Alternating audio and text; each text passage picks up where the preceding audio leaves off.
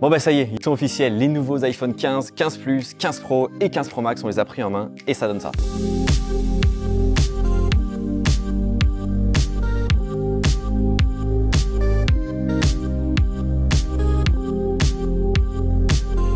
On est encore une fois en Californie à Apple Park, on est le 12 septembre 2023 et Apple vient donc de lever le voile sur beaucoup de nouveautés. On a eu des Apple Watch série 9 et Ultra 2 dont on parlera dans une vidéo dédiée qui arrive dans très peu de temps. Des nouveaux AirPods qui prennent un nouveau connecteur, mais aussi et surtout des nouveaux iPhones, l'iPhone 15 et l'iPhone 15 Plus qui eux aussi auront une vidéo dédiée qui arrive dans très peu de temps. Donc abonnez-vous si c'est toujours pas fait. Et comme d'habitude, n'hésitez pas à lâcher votre plus beau pouce bleu dans la barre des pouces bleus pour toutes ces vidéos qu'on peut faire ici à Apple Park chaque année. C'est juste trop bien. Si on veut y retourner, des pouces bleus dans la barre des pouces bleus. Et aujourd'hui donc on s'attaque aux iPhone 15 Pro et 15 Pro Max qui sont les iPhones les plus haut de gamme, qui ont un nouveau design, des nouveaux matériaux, un nouveau port connectique, des bordures revues, un nouvel appareil photo, une nouvelle puissance, il y a pas mal de nouveautés quand même, mais surtout un brick qui a été revu. Et pour une fois, c'est à la baisse et ça c'est franchement intéressant. Première nouveauté donc de ces nouveaux iPhone 15 Pro et 15 Pro Max, c'est bien entendu le nouveau design qui désormais passe en titane fini, l'acier inoxydable et le verre mat dépoli à l'arrière.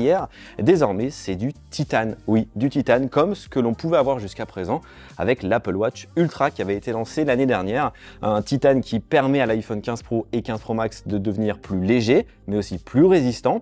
Et comme les bordures en façade avant sont plus fines, et bien finalement l'iPhone est un peu moins gros, un peu moins massif que les iPhones qu'on a jusqu'à présent, les 14 Pro et 14 Pro Max. Et en main, je peux vous dire qu'on a vraiment cette sensation d'avoir un iPhone beaucoup plus léger qu'on a l'habitude d'avoir. Ça perturbe un peu puisque habituellement quand on pense à des matériaux légers, on pense à du plastique. Et bien là pour le coup non, c'est du titane, c'est beaucoup plus léger, plus résistant et c'est très premium en main. Il y a 4 coloris, il y a le titane classique, il y a un titane blanc, un titane bleu et un titane noir. 4 coloris qui sont magnifiques. N'hésitez pas en commentaire à me dire vous quel est votre coloris préféré. En tout cas moi je peux vous dire que le titane normal et le titane blanc ça me fait un peu de l'œil. Et d'ailleurs à l'intérieur c'est de l'aluminium 100% recyclé et Apple dans sa conférence a mis vraiment un gros point d'orgue sur l'écologie et sur le fait qu'en 2030 Apple sera neutre en carbone. Les Apple Watch série 9 et Ultra 2 sont neutres en carbone. Et bien l'iPhone à l'intérieur passe dans un nouveau procédé de l'aluminium 100% recyclé. Autre nouveauté bien entendu, c'est ce nouveau bouton d'action qui est en lieu et place du fameux bouton switch qui permettait de mettre en mode silencieux l'iPhone. Ce bouton d'action bien entendu est hérité de ce que l'on avait jusqu'à présent dans l'Apple Watch Ultra. Un bouton d'action qui permet de changer pas mal de choses, jusqu'à 9 personnalisations.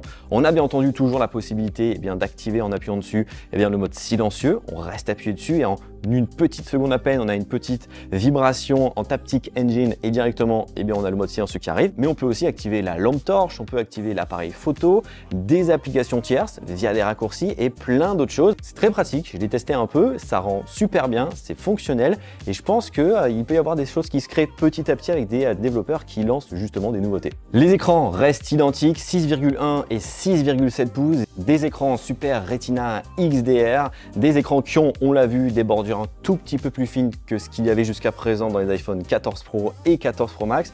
Quand on met les deux à côté, on voit une petite différence, mais c'est pas non plus le plus flagrant. Les performances sont bien entendu également revues. On passe de la 16 Bionic à la 17 Pro. Oui, Apple change de nom pour peut-être un peu plus matcher avec les puces Apple Silicon des Mac en Pro, Max et pourquoi pas Ultra. Une puissance qui est beaucoup plus grosse que ce que l'on avait jusqu'à présent, qui permettra beaucoup de choses par exemple dans le gaming, avec par exemple le Ray Tracing qui va permettre d'avoir des rendus beaucoup plus fluides dans les jeux vidéo, mais aussi par exemple des transferts, puisque oui, c'est l'une des grosses nouveautés de ces iPhone 15, l'USB-C fait son apparition. Je m'en souviens en 2012, lors de l'annonce de l'iPhone 5 et donc du Lightning, il avait été dit sur scène que le Lightning serait le connecteur pour les 10 prochaines années. On est en 2023, on change donc de connecteur, place à l'USB-C qui offre premièrement un câble universel pour son Mac, son iPad, pourquoi pas son iPhone, mais aussi des taux de transfert beaucoup plus gros, jusqu'à 10 gigabits de transfert via l'USB 3 et des possibilités plus larges puisqu'on va pouvoir connecter par exemple un disque dur externe ou un SSD dessus pour enregistrer directement sur le SSD. On va pouvoir connecter son iPhone, pourquoi pas, à un écran externe. On va pouvoir faire beaucoup de choses via cette USB-C et aussi donc via la puce la 17 Pro avoir beaucoup plus de données et de taux de transfert élevés. Après, encore une fois, vous le savez, ce genre de vidéos sont simplement des prises en main. Je n'ai pas trop testé l'iPhone pour voir vraiment ce que pouvait donner A17 Pro, mais on verra ça dès que les iPhones sortiront très bientôt. Les caméras évoluent comme chaque année. Eh bien, cette année, on a toujours le grand angle, l'ultra grand angle et le téléobjectif pour le 15 Pro et le 15 Pro Max. Un grand angle qui reste en 48 millions de pixels, mais dont on a une amélioration, bien entendu, grâce, encore une fois, au processeur, l'A17 Pro. Mais surtout, on a la possibilité d'avoir jusqu'à 7 focales différentes dans l'utilisation de son iPhone.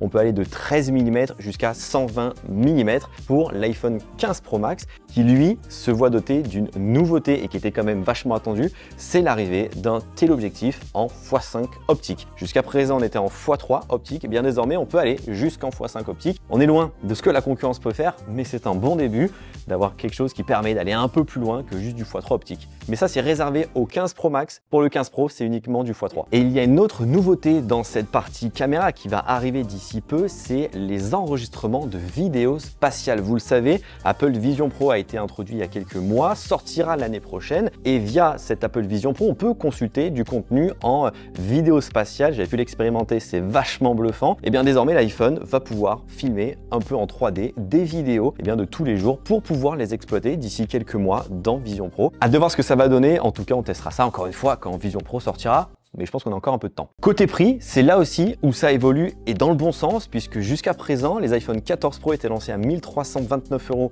en 128 Go et le 14 Pro Max à 1479 € en 128 Go également. Et bien désormais, les iPhone 15 Pro coûtent 1229 € en 128 Go et 1479 € en 256 Go. Apple a donc doublé le stockage de l'iPhone 15 Pro Max, l'a laissé en 128 Go pour l'iPhone 15 Pro. Mais en tout cas, c'est une bonne nouvelle puisqu'enfin, les iPhones baissent un peu en prix, ou en tout cas, à stockage doublé, le prix est équivalent et ça, c'est très très cool. Ils sont en précommande à partir de ce vendredi et sortiront le 22 septembre prochain pour tous les iPhones. Mais aujourd'hui, on s'est attaqué donc uniquement aux iPhone 15 Pro et 15 Pro Max. Si vous êtes curieux, n'hésitez pas, il y a d'autres vidéos qui arrivent d'ici très peu de temps sur les 15 Plus et sur les 15, mais aussi sur les nouvelles Apple Watch, que ce soit la série 9, mais aussi l'Ultra 2. N'hésitez pas à me dire en commentaire ce que vous pensez de ces nouveaux iPhones, de ces annonces, quelle est celle qui vous fait le plus waouh et celle qui vous fait le plus envie. Les commentaires sont là, gros pouce bleu dans la barre des pouces bleus. Prenez soin de vous, à très vite, bye bye.